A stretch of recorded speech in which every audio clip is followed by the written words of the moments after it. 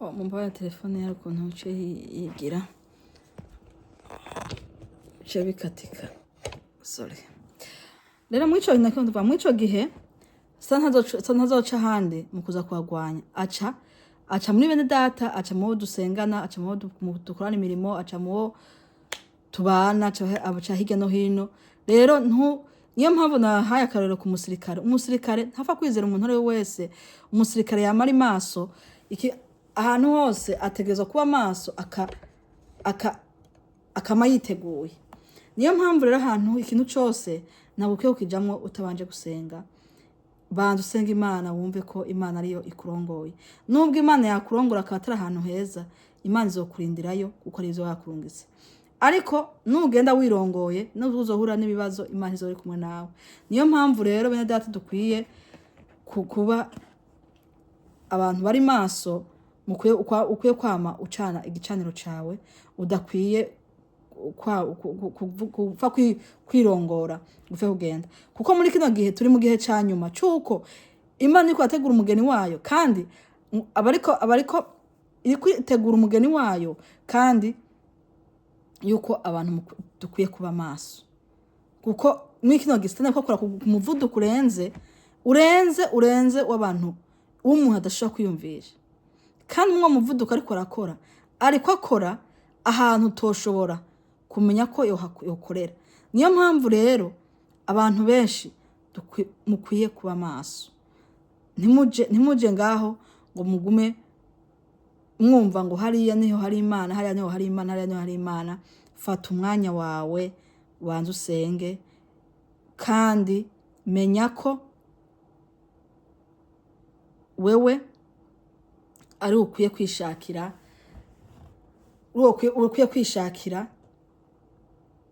ukishakira wowe ubwawe ni ukwiye kwishakira ukuntu ukwiye gukizwa neza ukabanza ugakizwa apana ko kwa kundi twamenyereye umuntu amenyera kuja avuga ngo ngiye kurondera Imana hariya uwundi ngiye kurondera Imana hariya menya yuko ubwawe nawe ukwiye kubanza ukisengera nkuko kwisengera kwawe niho ukwiye kubanza ugasenga wasenga igicaniro cawe kikaka kuko abantu muri kino gihe ntabwo gato tugisenga abantu ntibagisenga gusenga barabihevye niyo mpamvu abantu bahura n'ibibazo byinshi kubera abantu batagisenga ahubwo bashaka gusengerwa umuntu azokubwira ati nsengera we nawe ukiyumvira uti kuma ashaka gusengerwa we ntashobora kwisengera kandi ikindi caka gikurikiyeho menya ko Yesu Kristo igihe ajya kumusaraba igitambara hahera caratantamutse mwo kubiri ngo kugira ngo buri muntu wese yishikireyo rero nta muntu numwe abujijwe gushikayo kiretse uwuzuye ibyaha nayo ibyaha navyo Yesu Kristo nta wundi yabambiwe ni jewe nawe kugira ngo atwoze ibyaha byacu rero mwe data nta mpamvu yo kugenda uvuga ngo yewe hariya ngusengera niyo mpamvu abantu muri kino gihe bariko barazimya nta uriya agenda gusenga simvuze ngo mwene so ntimusengeranire oya ariko hari ibintu abakristo sike dukora bitari byo umuntu arava hano ni akagenda iyo hariya ni munsengere ugasha usanga no muntu uri kurabwira ngo gusengere ntiwabanje gusenga ubaze Imana wari we ushaka kugira ngo gusengere bene data muri kino gihe abantu benshi tuko duhura n'ibibazo byinshi bivaye n'ukuntu abantu duhuruduka tukaja mu bintu tutabanje kubaza Imana umuntu ugasanga ari guhuruduka aja mu bintu atabanje kubaza Imana bigatuma ahura n'ibibazo byinshi kino gihe niyo mpamvu umuntu wese akwiye kwigira ku musirikare. Numara kwigira ku musirikare, nawe uca umusirikare mu buryo bw'umwuka, umusirikare mu buryo bw'impwemu. Umusirikare ntabwo yigera ashira inkota yiwe hasi, ntigera ashira inkoho yiwe hasi. Inkoho yiwe yama ifite umuboko, igihe cyose aba yiteguriye kurasa.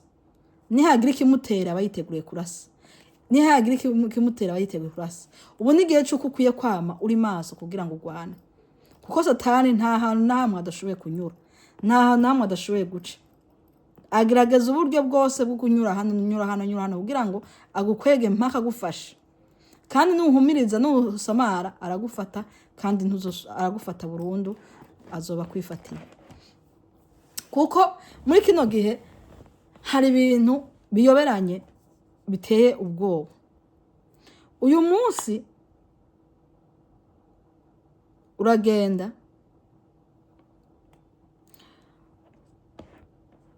ukagenda ugasanga hariya uriya ngo ni umukristo, hariya ngo ni umukristo, hariya ngo niho gushitseyo yewe baragusengera ibintu byawe bikagenda neza. Uwundi hariya ati ushitseyo hariya ewe ibintu biba cyane, ariko ntuwiyumvire ko nawe ushoboye gusenga Imana ikakugirira neza. Rero ntimwumve nta muntu uko ndabuza ngo ntasengerane n'uwundi.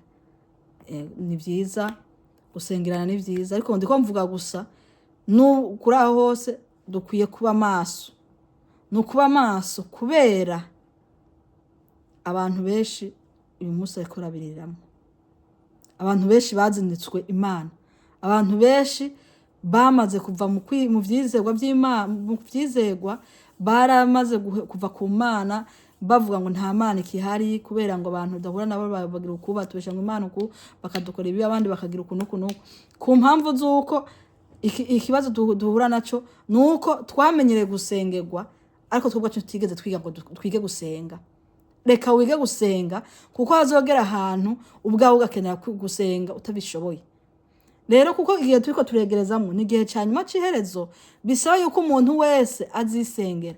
Niyo mpamvu ukwiye gucana igicaniro cawe ukacatsa, ubundi akacatsa, na cyane mukacatsa mu miryango yanyu, mukacatsa kugira ngo ntumenyere gukirizwa mu rusengero, menyera gukizwa aho uri hose, yaba mu nzu yawe, yaba mu kazi kawe, yaba ahantu hose uri umunyeshuri uri iki, menyera gukizwa aho uri hose.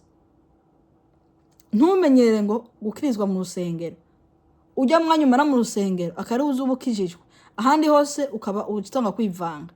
Menyera ubwawe gukizwa ukwawe, menyera gusenga wisengera, menyera gusenga usengera abandi, menyera gusenga usengera itorero ryawe, menyera gusenga usengera umuryango wawe. Umenyera ubwawe kwisengera. Abantu mwese mwumve ko mukwiye gusenga, muri abakizo mwige gusenga, wige gusenga, wige gusoma ijambo ry'Imana, wige kumva ko ijambo ry'Imana ryo ifunguro byawe ukwiye gufungura. Usome ijambo ry'Imana, ubundi usenge. Menya gusenga. Gusenga biragufasha. Iga kubohoka kwawe ubwawe, wibohora imigozi kuboshe ubwawe, wige gusenga wibohoza. Imana ntabwo iri kure yawe, Imana iri kumwe nawe. Ikimwe gusa ico muzopfa n'ivyaha, ariko nawe wihanye ivyaha, Imana iri hafi yawe yagutabara. Muri kino gihe benda data nuko umuntu wese akwiye kumenya kwisengera. Kugiye turiko turegereza ni igihe giteye ubwoba, ni igihe gitoroshe ku buryo umuntu wese azokwimenya. Mbega nihagera igihe nayo mashengero tuvuga ngo tugendemo cyangwa ngo twirukemo hazoba atakihari, muzamusenga, bizogenda gute? Kuko hazogera igihe nayo masengero tuzokunda kumuyinjiramo. Niyo mpamvu rero umuntu wese akwiye kwiga kwisengera. Niyo mpamvu umuntu wese akwiye kuba maso, agacana igicaniro ciwe, igicaniro cawe ciwe kama caka. Nimba mukirije mwese, umwe wese akazi igicaniro ciwe, undi akazi igicaniro, mukagira igicaniro canyu mu miryango yanyu, mu nyuma mwaja gusenga, nimwahura muri nk'imiryango 5, mugahura n'imiryango muri imiryango 10, mugahura mushizeho nk'imiryango 100, mwese mufite ibicaniro byacu byanyu byarase, muzoshika mu rusengero mwatse, hamwe ata mpemu mbi zizocinjira muri mwebwe, nta badayimoni bazocinjira muri mwebwe, nta barozi bazocinjira muri mwebwe, nta nkozi zizocinjira muri mwebwe, kuko Imana izori kumwe namwe kandi muzobona ko hazo hari imbaraga z'Imana bizotuma ba bantu nibinjira, kuko hari intumwa za Satani uri barenja mu rusengero ukibaza naje gusenga baje gukora ibikorwa byabo byo kuza gukora ibikorwa byabo bitari byiza mu mashengero, mu bantu makozi b'Imana, ikigumisha abantu babone ibiki ivyo byose bakazabikora ari mu ishengero ry'Imana. Abantu ukibaza ati abantu bagiye hehe, abantu bari hehe? Ariko kubwo abantu ibicaniro byabo babizimije, ibicaniro byarazimye, abantu ntibakibona, abantu bamaze kubona yuko ari nk'imigenzo, bazi yuko buri sande ari kuja ku rusengero, buri sande ku rusengero baza nk'uko umengo ni nk'umugenzo, ariko batazi yuko ari umunsi wo kuza kubonana n'Imana, ari umunsi wo kugenda kugira ngo muhure na bene so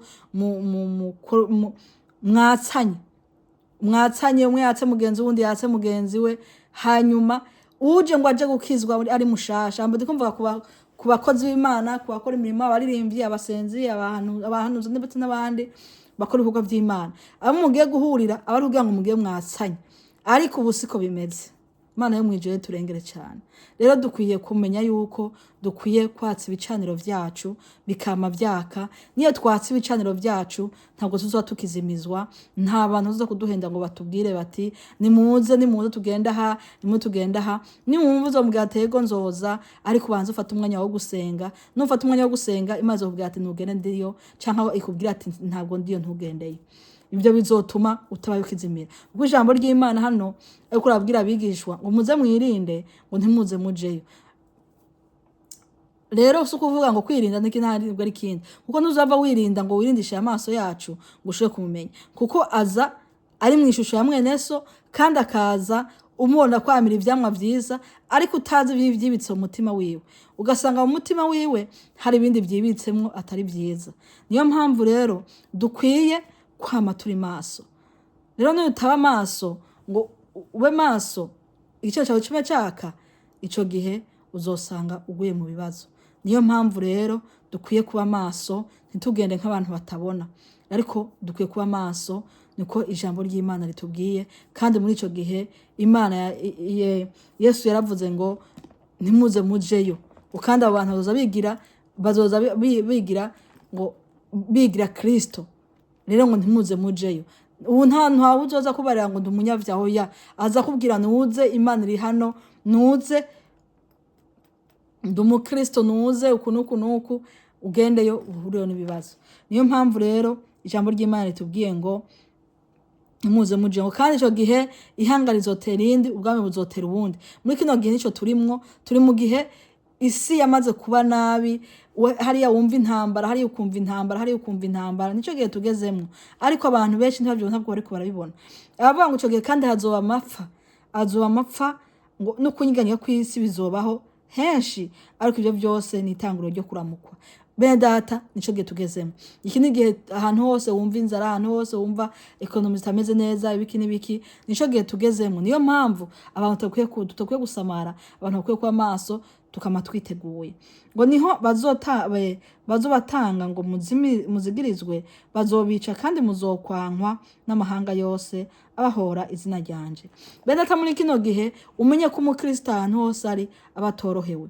Hariyo benshi bavuga ngo ntibariko baragwanywa, ariko bariko umukristo ahantu hose ari aragwanywa mu buryo bw'imyuka mibi. Ukibaza ngo kuko ego naho usanga bidashaka kuba babagwanya mu cyamaso, ariko babagwanya mu buryo bw'imyuka mibi. Ugasanga abantu bagira ibitero byinshi bidasobanutse, bifite ahantu bidasobanutse, aho ushitse hose ukabona ari ibitero. Ni kubera abantu benshi tudashobora gusobanukirwa. Menya yuko uri umukristo barakwidantifiye aho uri hose, ugasanga niho wahura uri umukristo, satani wewe afite abakozi bari kwakoresha mu buryo bwose butandukanye. Ahantu hose menya ko satani ari kwakoresha afite abakozi biwe, haba mu buzi bariyo, haba mu mashuri bariyo, haba mu mashengero bariyo, haba hehe bariyo. Rero menya ko babasha kubakuzaho utabazi. Niyo mpamvu rero dukwiye kuba dufite amaso abona mu buryo bw'umwuka, ukabubona ukareba kugenda usamara, ukazokumva ugira ibitero ahantu hose ukibaza ngo nibindi, ariko menya aho uri bo barakumenya. Niyo mpamvu rero ukwiye kuba amaso, ukama uzi yuko ahantu hose udakwiye kuba uhumirije. Niyo mpamvu nababwiye ngo umusirikare ahantu hose ari abari maso, amenya yuko umwanya n'umwanya ashobora gutegwa, akama yiteguye. Niyo mpamvu bene data dukwiye kwama turi maso, ntukame usinzire, menya aho uri hose ushaka kuhatererwa. Nico gihe tugezemwo, ni gihe tugeze cyuko ushaka guhura n'umuntu ukaza ko ari umuntu ariko atari umuntu, ari umuntu yambitse ishusho y'abadayimoni kandi ari umudayimoni. Niyo mpamvu rero dukwiye kuba maso. Rero hano niko hatubwira kuri 10 bavuga ngo niho benshi bazokwankana, ngo niho benshi bazobasitaza, bazoryarukana, bazokwankana. Bene data muri kino gihe nta rukundo rukihari, haba mu muryango nta rukundo, haba mu mvuga nta rukundo, haba mu rusengero nta rukundo. Ahantu hose urukundo rwaratimbye, nta bantu bagikundana, n'abantu uzosanga bagira ngo barakundana ariko atawukundana kuhari, ubujyajya, ugasanga nta rukundo. Kandi ko bimeze bene data benshi muri kino gihe, menya nta rukundo rukihari. Mugenzi wawe arakujyaruka ukaza umugenzi wawe ariko yagukorera nabi, uwundi uko, mweso uko. Rero abantu gashobora wibaza ngo nta rukundo rukihari, satani yateye mu bantu, urukundo arunyagara rutwara burundu. Umuntu wese no kwibako, umuntu wese no kwimenya, umuntu wese no kwiraba ku ruhande rwiwe. Niyo mpamvu rero tugeze muri ico gihe umuntu wese akwiye guhumuka amaso, akaraba akavuga ati mbega tugezemo n'igihe kimeze gute. Iki ni igihe cy'uko umuntu wese akwiye guhumuka amaso, akaraba igihe aho kigeze. Iki ni igihe Yesu ariko ababwira abigishwa, ababwira yuko ababarira igihe ibimenyetso biza muri ico gihe ciherezo. Rero bene data, iki ni igihe ciherezo cy'uko umuntu wese akwiye kwitunganya ahantu hose ari, akama yezwa, yama akora ivy'Imana igomba.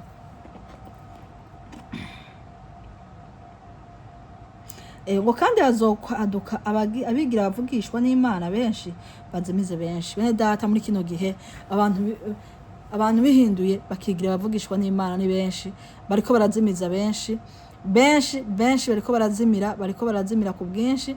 Abantu benshi bariko bazi ngo bavugishwa n'Imana, kandi abantu bariko bakora shitani ku mugaragaro, ariko benshi bakibaza ngo bavugishwa n'Imana. Niyo mpamvu abantu umwe bose mukwiye kuba maso muri kino gihe. Abavugishwa baye benshi, ahantu hose uzosanga ari umuvugishwa, ahandi ari umuvugishwa, ariko mwibuke yuko ari igihe ciherezo. Kandi umenye ko abavugishwa ariko barazimiza abantu benshi. Barabwira ngo amafaranga tubasengere, abandi ngo nimuze uku.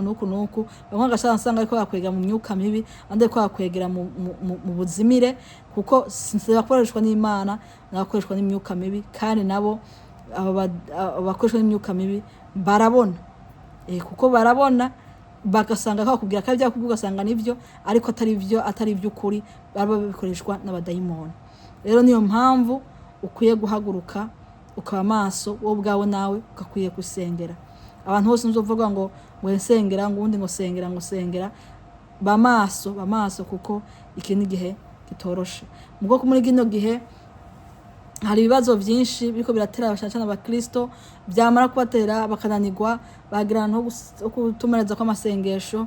Rero kubw'uburuhu ugasanga umuntu agiye gupfa kubwira umuntu wati nsengera, kandi ugasanga ahubwo kutanga bya bintu byawe. Rero muri kino gihe Imana ikwiye kurengera abakristo, kuko bari mu ntambara nyinshi. Imana yo mu ijuru ikabarengera kugira ngo bikunde ntibagire imitego bagenda bagwamo, kuko satani yateze hirya no hino, aragenda ahaguteza ikibazo iki kugira ngo ugende ugasanga ugiye kugwa mu kibazo bivanye n'ibibazo uri kuracamwo. kandi uzi yuko ugiye kuhatabarirwa, aho ugasanga ugiye kuhakura ibibazo bikomeye bisumba n'ibyo wari ufise. Rero bene data nuko dukwiye kuba maso, umuntu wese akwiye kurondera, umuntu wese akwiye guca bugufi akaba imbere y'Imana, akatsa igicaniro ciwe kamacaka kugira ngo Imana igende imwihishurira. Nuko rero bene data, nuko ijambo ry'Imana tuvuga ngo maze kuko ubugarariji buzogwira, urukundo rwa benshi ruzotimba, ariko uwihangana agashitsa kw'iherezo niwe azokira. Rero Imana yo mwijuru idushoboze kwihangana kugira ngo dushike kw'iherezo, kugira ngo tuzokire ubwo bubisha bwa Satani. Menya yuko muri kino gihe ubugarariji bwabaye bwinshi, abantu bakumva ijambo ry'Imana, abantu benshi bavuga ijambo ry'Imana ryo kwihana, ahubwo ukamenga ubaye umwasi wabo. Ubu ijambo ryo kwihana iyo rivuze nta n'uwemwe n'ayambo nta nubwo banaguha, ahubwo banakugirira nabi, kuko utari kurababwira ibyo bifuza, ibyo imitima yabo yifuza. Niyo mpamvu rero muri kino gihe umuntu wese akwiye kubika ico yahawe kandi akakizigama ubwiwe, akakibika kugira ngo Yesu Kristo se asange tukiri maso, aze asange tukimurorereye, kuko igihe kiyo kirashira. Rero Imana yo mwijuru ibahezage, kuko ngo kandi ubu butumwa bwiza bw'umwami buzovugwa ku isi yose, ngo bube ikimenyetso kibera icabona amahanga yose, maze umuhezo uzoca uza. Yesu Kristo aturengere cyane. Kino gihe mumenye ko ubutumwa bugiye gukwiragira isi yose, kandi muko tuko turakoresha, urabona ko duko turakoresha amashusho media, ubutumwa buriko buragenda kandi buzoshika kure. Kandi ubu menye ko ibintu bisigaye bikomeye, haje ama electronique akomeye, ibintu indimi zose zishoboye gusobanuka ibintu, bakumenya ibyo uri kuravuga. Niyo mpamvu ubutumwa nibumaze gukwira isi yose, buzokwira isi yose, bumenyekane. Niyo mpamvu Imana iri kurashaka yuko ku mashusho media nubwo tuko turaga natwe dusiganwe, kugira ngo tuvuge ubutumwa bwiza. Abantu hariho wabo uzoshikira akabwumva akihana, undi akabwumva bukamushikira akihana, kuko ubu hari muri kino gihe indimi zose zishobora gusobanurwa zikamenyekana. Rero niyo mpamvu dukwiye kuba maso, umwe wese akama yiteguye. Imana yo mwijuru ibaho umugisha. Turagushimiye Imana ko uri kumwe natwe, turagushimiye ko tugiriye neza, turagushimiye ko ijambo ryawe Imana rishitse ku bakozi bawe hirya no hino. Nuhabwe icubahiro, kandi Mwami Imana reka uriherekeze Mpwemu Yera acagenda yagure buri muntu wese kugira yumve ijambo ryawe. Urakoze kuri Imana ikomeye kandi uri Imana ihambaye. Urakoze gutamana tugasozana natwe, so twizeye mu izina ry'Umwami wacu Yesu Kristo. Amen. Yesu Kristo abaho umugisha. Amen.